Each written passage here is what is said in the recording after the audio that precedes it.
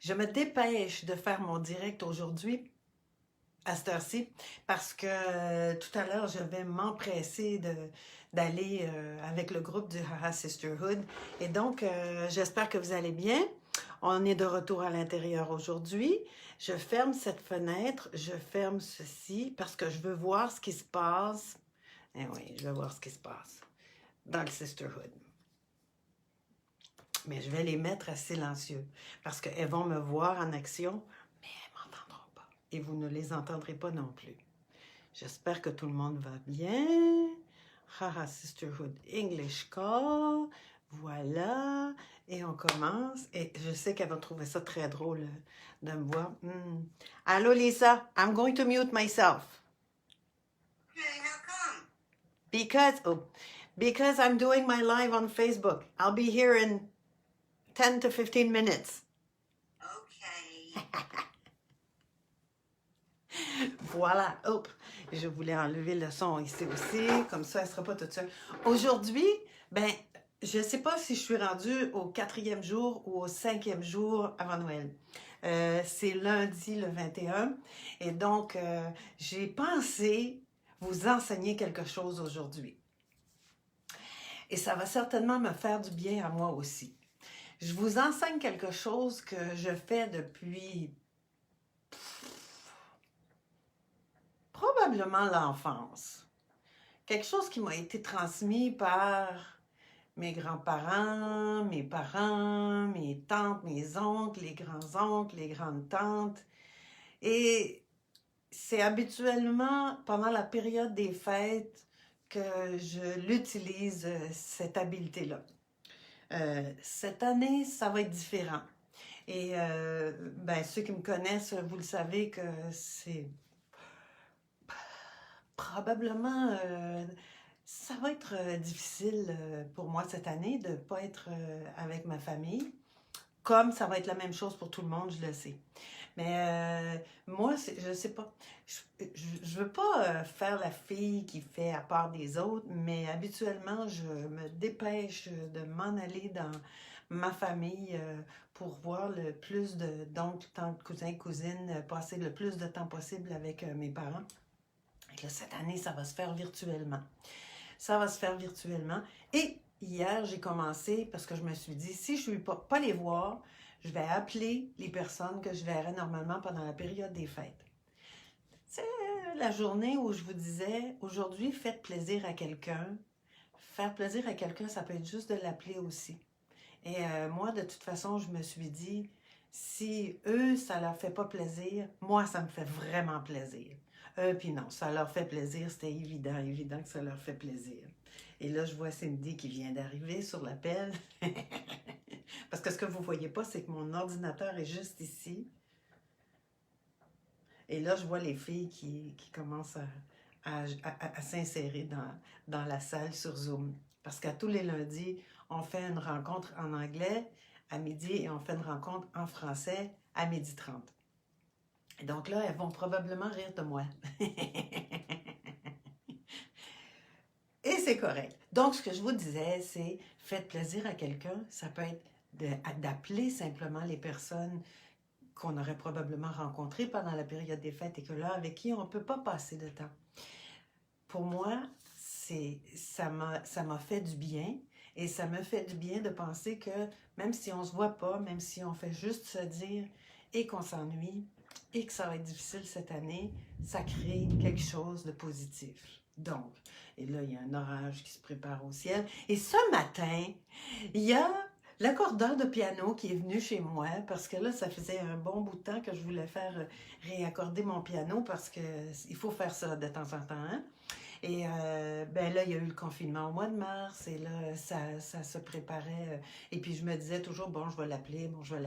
Mais là, quand j'ai su que je pourrais probablement pas aller dans ma famille, je me suis dit, on va faire accorder ça pour que je puisse jouer quelque chose qui va pas me faire à chaque fois que j'arrive sur le sol dans les basses. Mais ce que je vais vous enseigner aujourd'hui, probablement que vous allez découvrir que vous pouvez utiliser ces choses-là comme instruments de percussion. Et hier, je vais découvrir comme mot d'ordre ou comme mot pour la journée. Aujourd'hui, ce sera apprendre. Et il y en a peut-être parmi nous qui est des virtuoses de ces instruments. Et je nomme les cuillères. Je vais vous montrer à jouer de la cuillère. En fait, jouer de la cuillère, c'est taper de la cuillère. Et c'est quelque chose, il y a des personnes qui sont un peu paresseuses, là. Elles achètent les trucs qui sont sculptés, deux cuillères de bois qui sont rattachées ensemble et elles font juste les taper comme ça, mais c'est pas suffisant. Moi je vais vous apprendre avec les vraies cuillères. Donc, allez chercher des cuillères à soupe, des cuillères à café, peu importe la cuillère, ça fait. Et les 2 cuillères, ben là, je ne sais pas si je devrais vous donner une petite minute pour aller les chercher. On va dire que non. Ou on va dire que oui. Mais si vous les avez à portée de la main, allez en chercher, ça en prend 2, de taille identique. Et donc, ce qu'on fait pour jouer de la cuillère, et vous l'avez certainement entendu dans les soirées canadiennes, si vous n'êtes pas au Québec, vous l'avez entendu dans les chansons traditionnelles que vous allez retrouver sur YouTube ou dans Spotify ou peu importe où.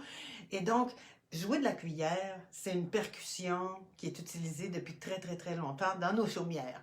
Alors, les cuillères doivent être de la même taille. Si vous n'avez pas de cuillère, probablement que vous pouvez prendre des fourchettes, mais ça va faire mal.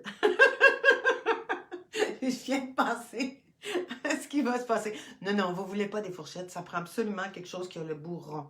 Donc, les cuillères de la taille identique. Et ce qu'on va faire, on les place dos à dos comme ça, pas une dans l'autre, dos à dos. Et là, voyez-vous comment j'ai placé mes mains?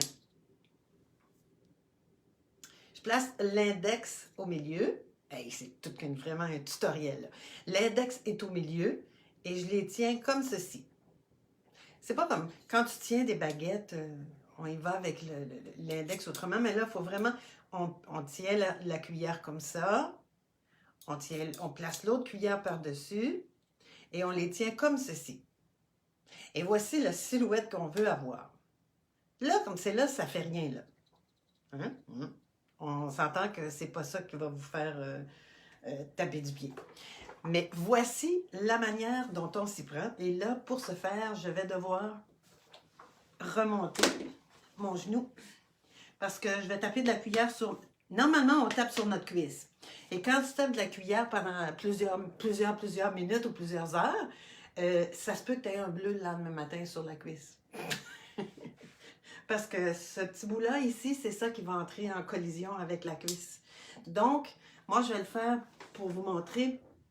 Moi, je me recule vraiment loin. Je peux me reculer. Bon, j'imagine que vous me voyez quand même. Donc, ce que je fais, c'est ceci. On va taper, mais là, il ne faut pas les tenir trop serrés. Il ne faut pas les tenir trop serrés. Il faut les tenir un petit peu... Gardez la main un peu molle. Juste assez molle pour que les cuillères frottent ensemble. Et quand on joue de la cuillère, voici ce qui se passe. Bon, je l'ai là. Il faut que ce soit vraiment un peu mou, là. Et là, on entend juste le clop, clop, clop, clop, clop, clop. Ça pourrait être en soi suffisant, mais ça ne l'est pas. Pour vraiment être dans la tradition du tapage de cuillère, voici ce qu'il faut faire. Ah, j'ai de la misère.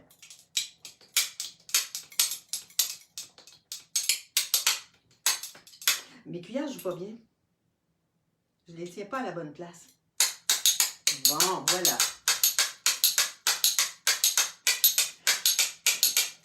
Hein? Il y en a qui sont virtuoses, qui vont faire des trrrr comme ça. Là. Moi, je ne vous enseignerai pas ça aujourd'hui. Commençons par la base. Donc, on ne les tient pas trop hautes. On les tient plus vers le bout du manche. Mais il faut quand même les tenir ensemble. Puis là, il faut qu'elles puissent bouger. C'est ça le truc. Je les tenais trop loin tout à l'heure. Commencez juste par taper sur votre cuisse en les tenant. Puis là, le fait de taper sur la cuisse avec la cuillère qui est sur le dessus, qui est un peu plus mollement tenue, ça va la faire entrer en contact avec celle du bas. Hey, c'est fort, hein? Ça va la faire entrer en contact avec celle du bas et c'est là que ça fait le choc. Mais là, on va avoir quand même une rythmique qui est un peu pas juste Parce que là, on va chanter des chansons.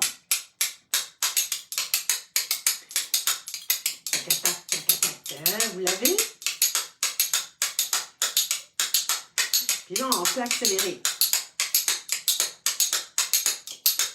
Et c'est là que les chansons à répondre commencent dans nos chaumières. J'ai descendu dans mon jardin, j'aime ça comme ça grouille. Et là, probablement que vous allez commencer à sentir la douleur sur votre cuisse ou sur votre genou.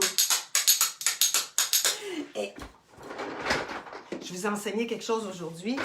Et là, je vais vérifier si vous allez être toutes capables de faire une petite vidéo en train de jouer de la cuillère.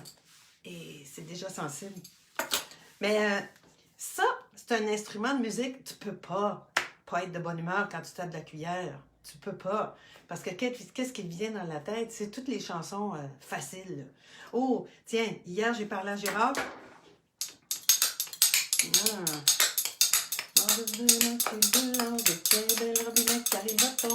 Je les tiens pas bien.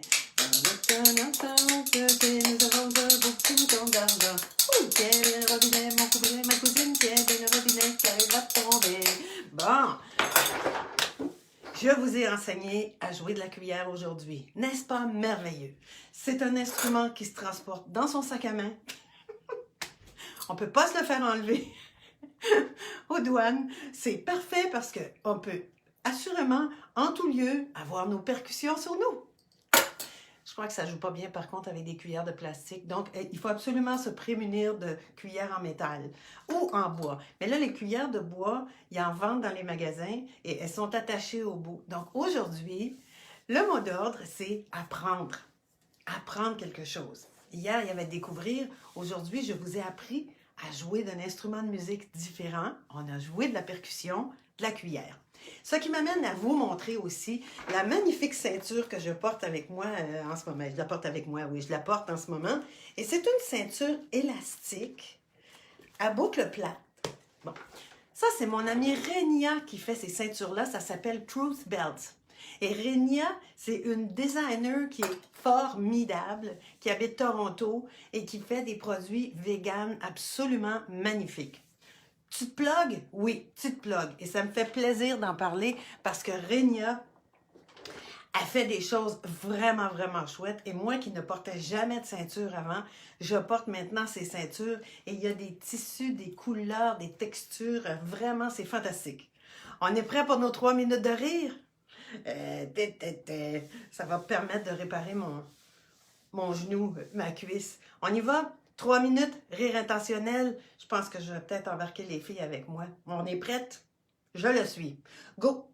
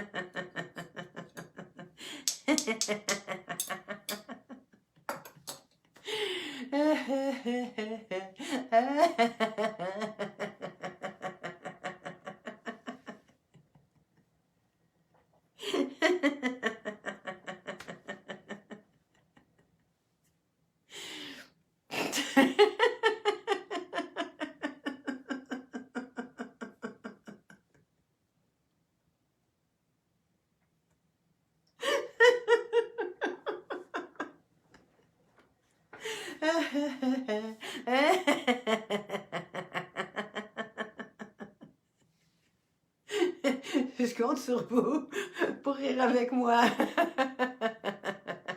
Ou de moi.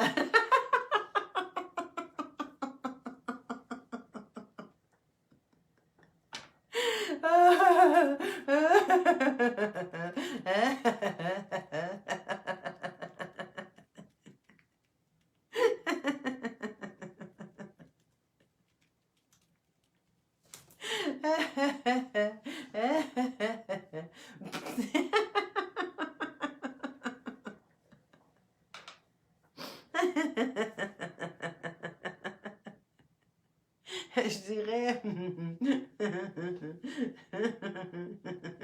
40 secondes.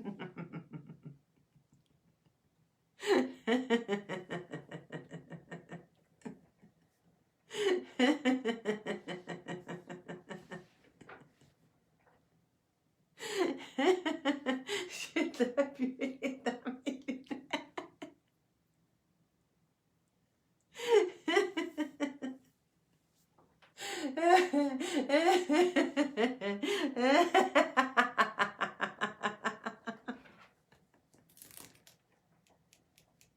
Au secours.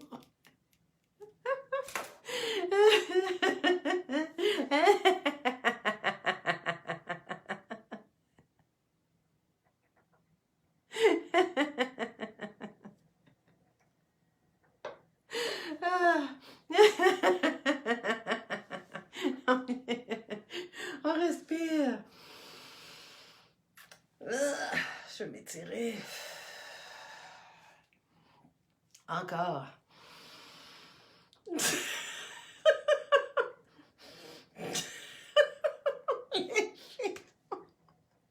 Je les vois sur mon écran qui rit. OK, une dernière fois. Moi, je pince mon pouce gauche en plein index droit et le pouce droit. C'est un ancrage en programmation neurolinguistique.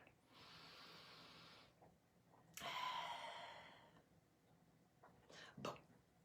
Vous avez la mission aujourd'hui, en ce 4e jour avant Noël, d'apprendre quelque chose. Si vous voulez me montrer que vous pouvez jouer de la cuillère, vous pouvez m'envoyer un message en privé si vous êtes trop gêné de le faire en public. Écrivez-moi ou allez simplement commenter. Ça me fait toujours du bien de voir que vous commentez puis que vous faites quelque chose avec moi. On se verra peut-être pas physiquement, mais on va se voir dans notre cœur. Bonne journée. À demain.